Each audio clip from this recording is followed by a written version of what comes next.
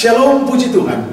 Para pemirsa, saudara dan saudari yang saya kasih dalam Yesus Kristus. Puji Tuhan, karena oleh kuasa Roh Kudus, saya dan saudara dijamah untuk membacakan, mendengarkan kabar baik yang luar biasa ini. Saudara, dapatkah saudara beli akan buku ini? Jawabannya bisa. Buku ini di mana-mana ada dijual. Gramedia dan buku-buku rohani lainnya. Saudara dan saudari, saya mengajak saudara dan saudari untuk membeli buku ini cepat-cepat. Jangan sampai saudara ketinggalan. Saudara, pelajaran yang luar biasa pada saat ini adalah hubungan antara penciptaan dan kejatuhan. Pertanyaannya adalah, mengapa kehidupan yang penuh dengan kesucian di sorga masih ada timbul kejatuhan? Apa penyebab kejatuhan? Adalah karena melanggar satu kesepakatan yang sudah disepakati bersama-sama. Saudara dan saudari, saya ingin membawa kacamata rohani saudara dan saya untuk melihat di dalam buku Kejadian 3 ayat 15. Aku akan mengadakan permusuhan antara engkau dan perempuan ini, antara keturunanmu dan keturunannya. Keturunannya akan meremukkan kepalamu, dan engkau akan meremukkan tumitnya. Saudara, dalam ayat ini dapat kita simpulkan bersama-sama bahwa ada dua kubu yang berbeda. Kubu negatif dan kubu positif.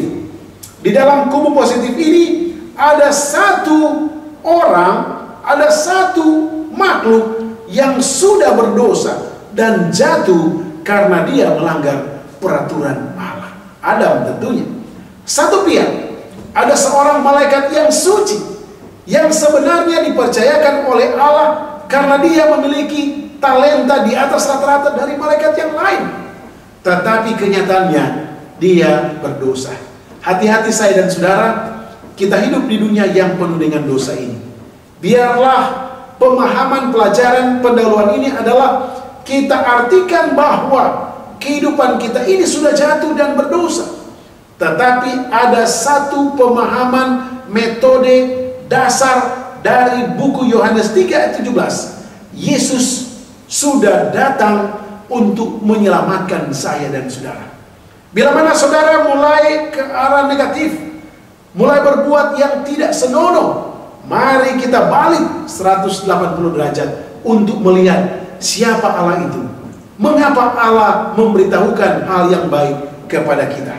Kalau kita pelajari dalam buku Wahyu 12 ayat 12, 1 Yohanes 3 ayat 8, ditegaskan bahwa meskipun setan adalah musuh yang dikalahkan, ingat, setan adalah musuh yang dikalahkan. Dia ada di bumi dan ia bertekad untuk mendatangkan malapetaka dan kehancuran sebanyak mungkin terhadap ciptaan Allah. Saudara dan saudari, sungguh berbahagia bagi saya dan saudara yang sudah memiliki firman Tuhan ini. Kadang-kadang bila mana kita jatuh dalam berbagai-bagai pencobaan, kita lari, berteriak, memohon kepada Allah yang luar biasa dalam bentuk doa dan membaca firman Tuhan. Itulah yang diinginkan Allah.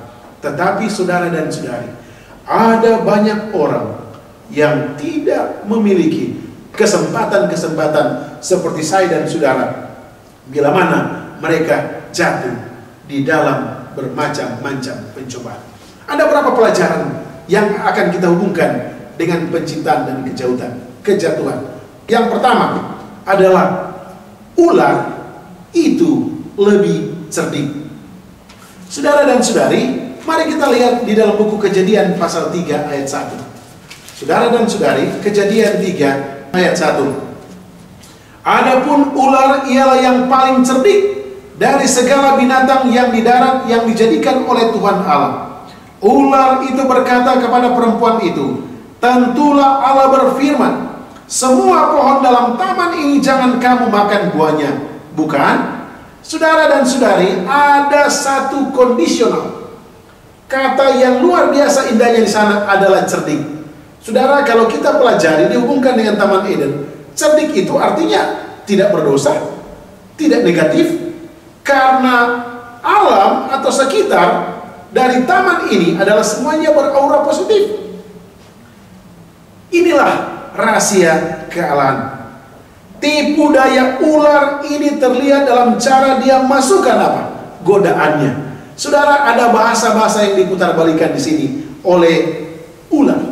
Yang pertama, ia bertanya, apakah Tuhan benar-benar membuat pernyataan tertentu? Saudara dan saudari, bagaimana hasil ciptaan Tuhan yang moralitasnya lebih rendah dari Allah melawan kuasa atau ular yang begitu cerdik?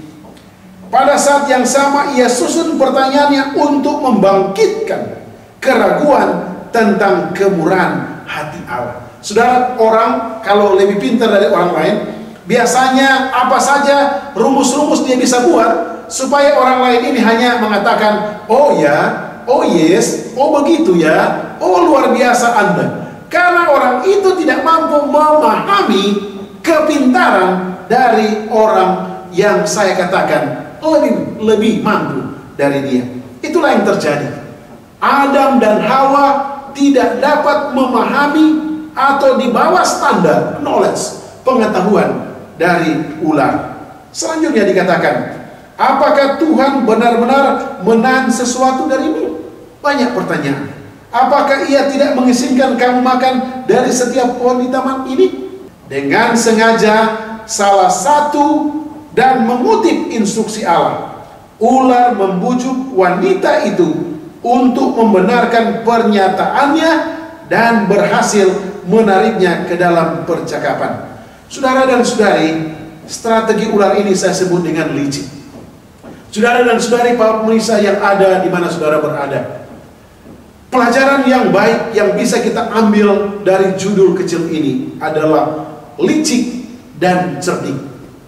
Saudara, berhati-hati, kita hidup di dunia yang penuh dengan dosa ini. Kata-kata ini hanya bisa dilawan dengan kita berdoa, pasrah kepada Allah, meminta kuasa Roh Kudus dan di dalam nama Yesus.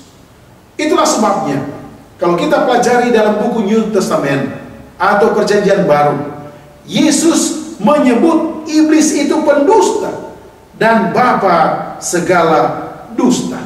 Mari kita baca dalam buku Yohanes pasal yang ke-8 ayat yang ke-44. Saudara dan saudari, mari kita buka Yohanes 8 ayat 44. Dikatakan sebagai berikut. Iblislah yang menjadi bapamu dan kamu ingin melakukan keinginan-keinginan bapamu. Ia adalah pembunuh manusia sejak semula dan tidak hidup dalam kebenaran, sebab di dalam dia tidak ada kebenaran. Apabila ia berkata dusta, ia berkata atas kehendaknya sendiri, sebab ia adalah pendusta dan bapa segala dusta. Saudara dan saudari, kiranya pemahaman kita hanya sederhana, bahwa marilah kita selalu apa? Waspada, waspada, waspada. Karena itu instruksi Rasul Petrus. Kita harus waspada untuk melawan apa? Muslihatnya. Ada satu bagian yang lebih baik kita akan pelajari setelah sesi dan bagian yang luar biasa ini.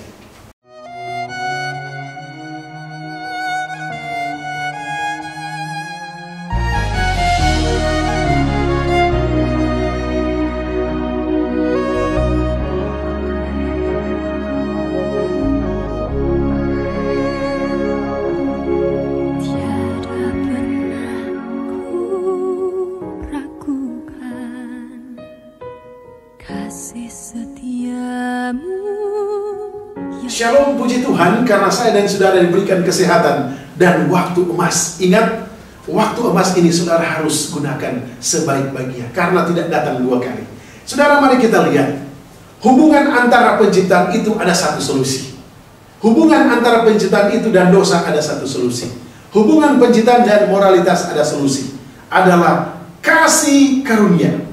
Kejadian 3:9 dikatakan bahwa setelah kejatuhan, semua kata-kata pembuka dari Tuhan adalah pertanyaan, di manakah engkau? Siapa yang memberitahukan kepadamu? bahwa engkau telanjang, apakah engkau makan dari buah pohon yang kularang engkau makan itu? Apakah yang telah kau perbuat? Saudara dan saudari, ada satu janji keselamatan. Dikatakan bahwa janji keselamatan akan datang lebih dahulu, baru diikuti oleh apa? Penghakiman. Janji itu adalah yang seperti kita baca dalam Yohanes 3 ayat yang ke-17. Janji keselamatan itu adalah dikatakan bahwa sebab Allah mengutus anaknya ke dalam dunia, bukan untuk menghakimi dunia, melainkan untuk menyelamatkan oleh Dia. Saudara dan saudari, inilah kasih karunia. Pertanyaannya adalah, maukah saudara membaca Injil? Maukah saudara berdoa? Maukah saudara meminta dalam nama Yesus? Karena hanya dalam nama Yesus kita dapat diselamatkan.